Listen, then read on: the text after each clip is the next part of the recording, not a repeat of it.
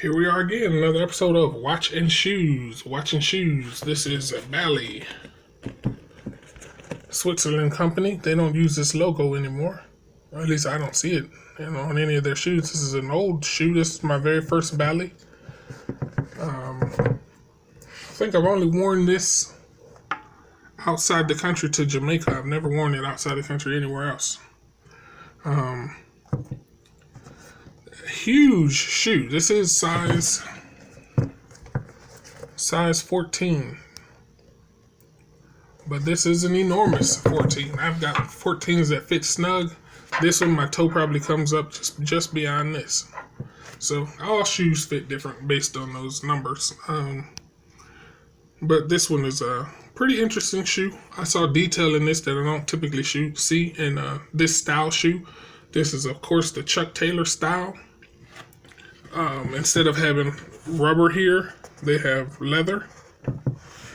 It is more than stitching. It's an extra piece of leather to protect the toe box area. They have a suede wraparound, which you don't typically see on a pair of Chucks.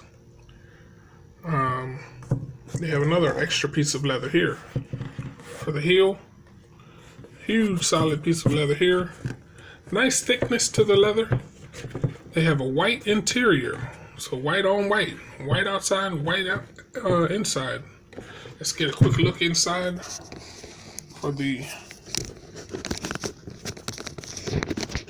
Not able to see very much in there because the shoe comes down so far. But a relatively comfortable shoe. Not very many stitches in there. And that's what you usually get when you don't have a lot of stitches. So, pretty simple shoe. The closer you look, the more details you see. One of those type of shoes. This tongue just feels like high quality leather. I've always liked that about it. I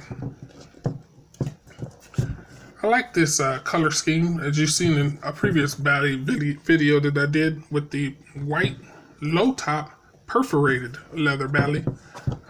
This stripe has changed. These used to be all the same thickness on those three stripes. Now one in the middle is thin and the other two are thick, I believe was the situation. On the back, they're still the same thickness, one for one. That pretty much does it. Black bottom on the shoe with another logo for Bally. And the Switzerland name. I believe I said I put the black suede laces in there just to give it a little contrast and play on the black surrounding rubber strips that they have in there. I do like that layered look that they have for the heel and the layered look for the toe box area and the tip of the shoe. With the rubber protecting, another piece of rubber, and then the suede. Outside of that, it's a pretty simple shoe. It's some white jogging pants and a pretty cool look. Thanks for watching another episode of Watch and Shoes. The watch was the Invicta Hybrid Master Calendar with a date, Saturday it says, at the 12 o'clock hour. April it says.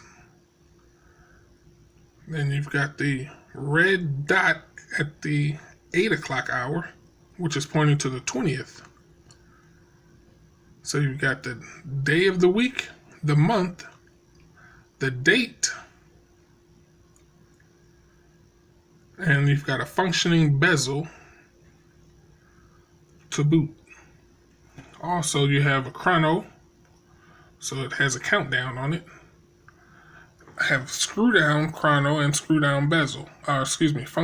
Screw down function pusher for the chrono and the screw down crown, just for water resistance. That pretty much sums it up. Thanks for watching another episode of Watch and Shoes. Hope you enjoyed.